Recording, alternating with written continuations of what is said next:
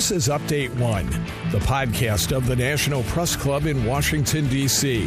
Update One provides a forum for listeners to learn about national and international stories, focusing on journalism and communication issues, news, and politics. Now, the latest edition of Update One.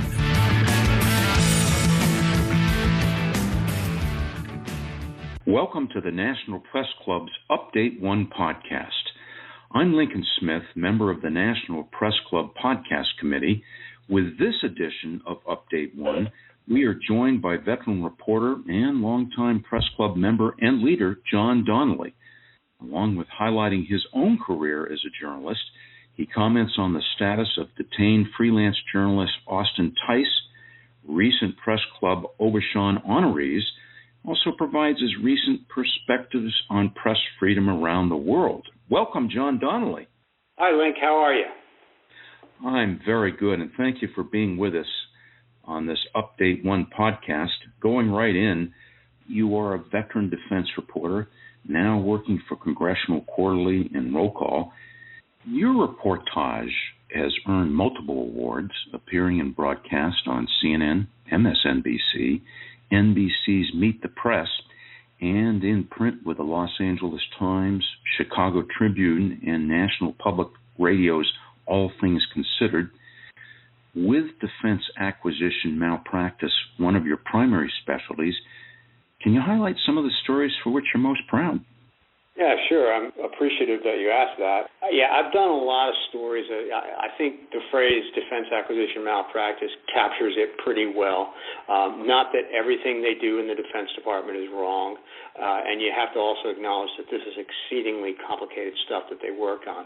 But there's just a lot of examples, especially when you have the amount of money that they're talking about, where, even, if it's a $200 billion program, even if it's a 5% overrun, it's a big, big issue, right, from a budget point of view. And also These weapons are used, to defend the U.S. national security, and the men and women in uniform have to be safe, in operating them.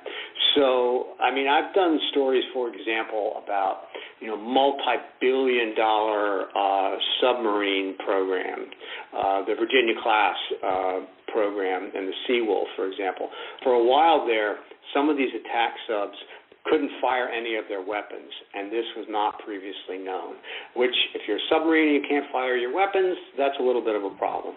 So I like to think when we publish these stories that it can contribute to solving problems. It can at least light a fire under the solutions for problems in a way that's good for everybody.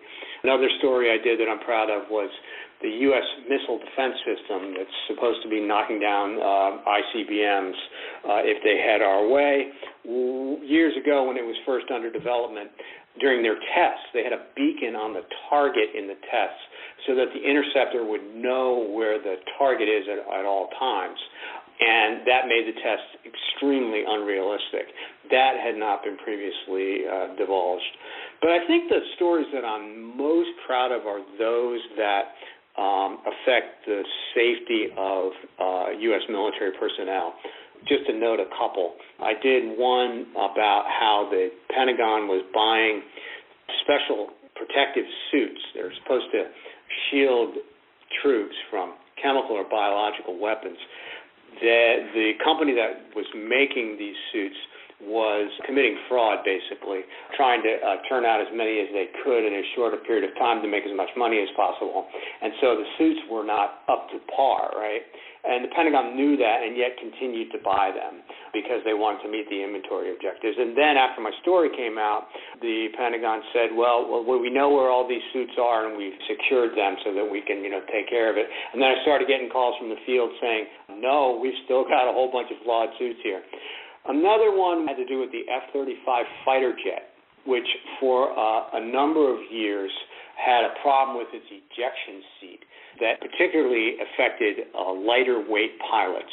And the glitch in the ejection seat could have contributed to breaking the necks of especially lighter weight pilots during certain, ejection scenarios. This was another thing that they downplayed and minimized, but until they got around to solving it, it was a potentially huge problem, and still is not 100% solved. So those are the kind of stories that I've worked on, just to give you a few examples. There's lots of others. Let's get over to press freedom today in 2021. How might you assess the level of press freedom to be in America, Europe, and Asia? And in follow-on, might you estimate the level to be higher than that of 50 years ago, or perhaps not? Yeah, I'm not sure about 50 years ago, but I know that the Reporters Without Borders organization did a report this year that said that press freedom worldwide is at its lowest ebb in about a decade, or almost a decade, since I think 2013. And the bottom line is that nearly half of the countries in the world either have effectively no press freedom, or it is so limited and so impeded and so thwarted by the authorities that it's practically non-existent. Nearly half the countries in the world, okay? So that's not good. And we have seen, terrible trends in a number of countries recently. To name a few examples, Hong Kong, the Chinese crackdown there has really, really repressed the media. Eastern Europe, which we had so many high hopes for after the Berlin Wall fell, now you're seeing in countries like Poland and Hungary where autocrats are wiping out free press organizations. Myanmar, the coup there has really resulted in a crackdown. And Afghanistan, we're really worried about what's going on there with so many native Afghans who helped Western news organizations tell the story, and not all of them have gotten out. Latin America is a serious problem. Nicaragua in particular, there's really an egregious crackdown going on there. So in a number of countries around the world, there are bad things happening. And, I would be remiss not to mention that the situation in the United States is not exactly great. Everywhere in the world, we see really lousy opinions about the press expressed, distrust of the media. And, from the highest levels of government, including our own government, you had talk of things like fake news. And expressions like that and attitudes like that are gleefully seized by tyrants around the world. You see it all over the place, where reporters in countries all around the world are being thrown in jail because of quote-unquote fake news. So what we say from the White House and other, corridors of power here in Washington has a ripple effect around the world. Do you believe the American mainstream broadcast and print media of 2021 to be more or less objective than that of 50 years ago? It's a bit of an apples versus oranges situation, right? Because 50 years ago, there were fewer outlets, a lot more trust in those fewer outlets. Everybody harkens back to the Walter Cronkite era, right? There's a little bit of nostalgia maybe going on there. It wasn't maybe quite as good as we remember it, but I think it's much worse now. But I say apples versus oranges because there are so many more in terms of number and different types of news organizations now. So it's just different, but I think it's also worse. I mean, I don't think anybody can draw any different conclusion but that things are worse in terms of the degree to which false information and hyper-partisan information has been consumed in large quantities by the general public, and it's being disseminated by some of the most watched news organizations such as Fox News and MSNBC. As a leader at the National Press Club, you've advocated many times for the release of American freelance journalist and veteran Marine Corps officer Austin Tice, who disappeared while reporting in Syria in August of 2012. Over late 2018, Austin Tice's parents announced that their son was still alive. Can you tell us more about the backstory to locate and free him, to include the possible role of the U.S. government? And in follow-on, now missing for 9 years, Do you believe him to be in the hands of the Syrian authorities today in 21? My understanding is that he is either in the hands of the Syrian government, or the Syrian government at a minimum knows who is holding him. And there have been numerous efforts behind the scenes by U.S. government officials to try to free Austin Tice. I will tip my cap to Robert O'Brien, President Trump's national security advisor. He took a personal interest in this case.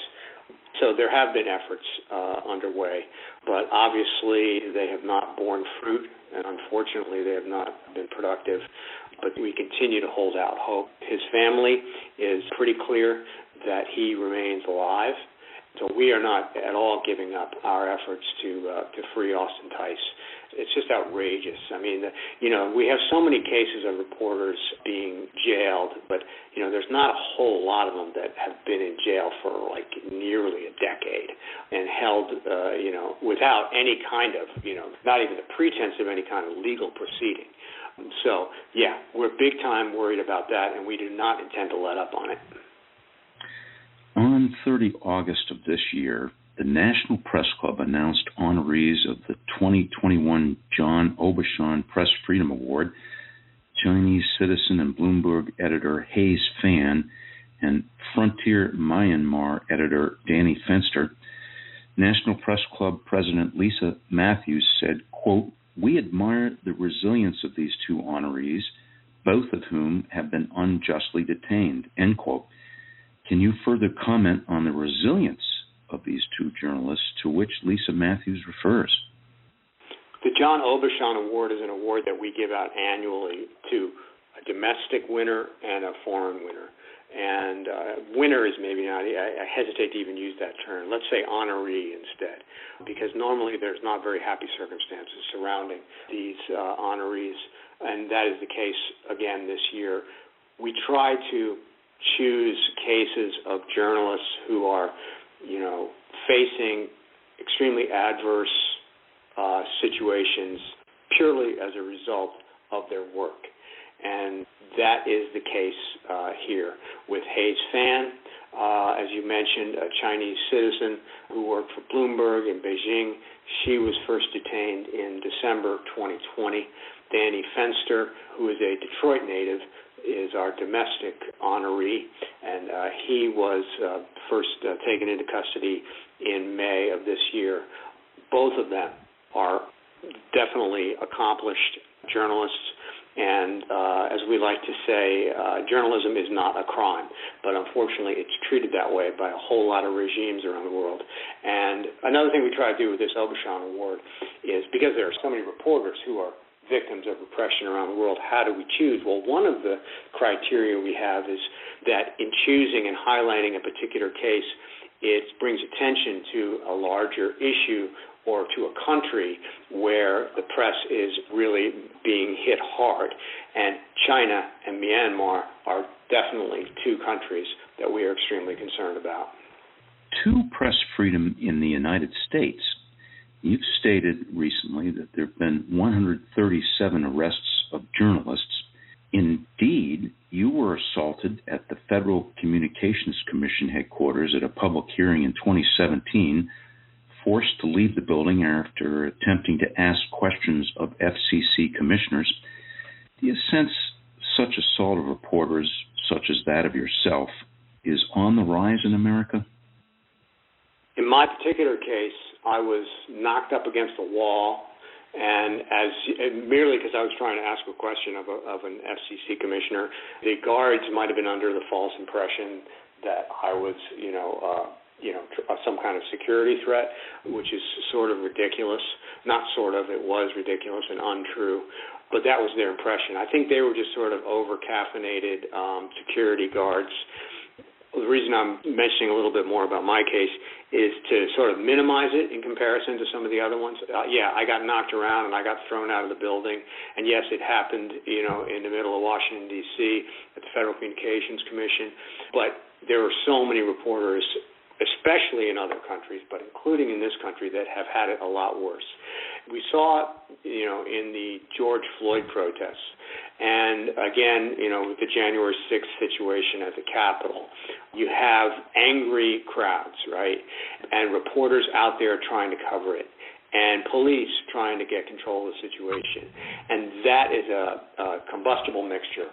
And reporters, unfortunately, have been unjustly and unjustifiably attacked by cops, very often, in fact, most often by cops, and also by protesters on one side or the other. And so we saw a lot of that in the 2020 timeframe in particular, and even into this year. I think there were at least 400 documented cases of reporters being attacked. For example, Linda Tirado was a freelance photographer covering protests in Minneapolis, and she was, even though she had clearly identified herself as a reporter with a news camera, she was shot in the eye and partially blinded by a policeman's rubber bullet. And we saw instance of that, on our own TV screens as we watched the George Floyd protests. Obviously, reporters weren't the only ones getting knocked around, but far, far too many. Several hundred reporters were harmed in those situations. So whenever there's a public protest, that is a particularly dangerous situation. But I think it reveals, unfortunately, a lot of crappy attitudes about the press, especially on the part of the police who should know better. The reporters are there to do a job that is protected by the Constitution and that is serving the public. And not only should they not be attacked, they should be given free rein to do their jobs. We have news organizations said to be of political leanings in America today in 2021. Do you believe these news organizations maintain the public interest at heart?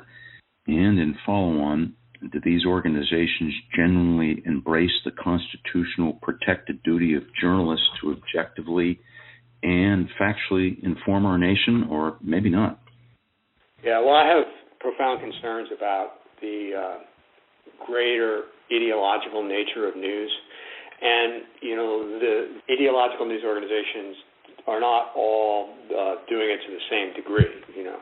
Some, like MSNBC, you will find a lot of factual information there, and a lot of good information, and a lot of quality reporters and editors. But they're still approaching the issues of the day with a bias, okay? But, on the other end of the spectrum, you have people who are engaged in outright disinformation on the left and the right. And more of that stuff is getting consumed by the American public. The algorithms of sites like Facebook favor false and inflammatory reporting. That's the kind of stuff that gets read. That's the kind of stuff that gets shared, that fires people up, that confirms the beliefs that they bring to bear. And so we are seeing the terrible fruit of that right now. For example, the January 6th attack on our Capitol by brainwashed people, the failure of Americans to obtain readily available vaccines during a pandemic, this too is a function of brainwashing. And so it's a big, big problem. And it's one that if we don't get a grip on it, we will not be able to govern ourselves effectively. In closing, some of your recent writings highlight the post-9/11 wars to include focus on how democratizing Iraq and Iran was never an appropriate mission for the United States military. Can you expand on this theme? First of all, let me say that the U.S. military and the intelligence services got the most important thing right, and that is that they prevented, so far, knock on wood, another major attack on U.S. soil. And we can't forget that. They got that part right. But in the process, they got a lot wrong, and they spent trillions of dollars. There's an estimate that some 800,000 people around the world lost their lives, and so many more were injured, and millions displaced by the wars in the Middle East and Southwest Asia. And Our values were corrupted in a lot of ways. So there were so many things that went wrong. But as I thought about it, I felt one of the big things that is a problem is what the Greeks called hubris, which has come to mean, an overweening self-confidence, an excessive faith in your own ability to know what's going on in the world, like weapons of mass destruction in Iraq, or to be able to accomplish your goals, like establishing an effective central government in Afghanistan. And the best of intentions were behind all this, right? Everybody wanted the best, right? Everybody wanted good things to happen. They wanted safety and security for the American people and for others around the world. But, you have to have a realistic sense of what you can accomplish. I mean, especially in the case of WMD, but even the 9/11 attacks themselves, our knowledge was not complete. We did not fully appreciate the degree to which that was a threat, that terrorism was a threat. And similarly, I don't think we certainly didn't fully appreciate the extent to which a global pandemic would be a threat. That's not considered a military threat, but in terms of lives lost and damage to the economy, it's more than all the wars since World War II combined. So I just feel like going forward, a little bit more humility about what we know and what we can do would help a lot. Mr. John Donnelly, longtime National Press Club leader and reporter, thank you for joining us on this edition of the National Press Club Update 1 podcast. Pleasure to be with you.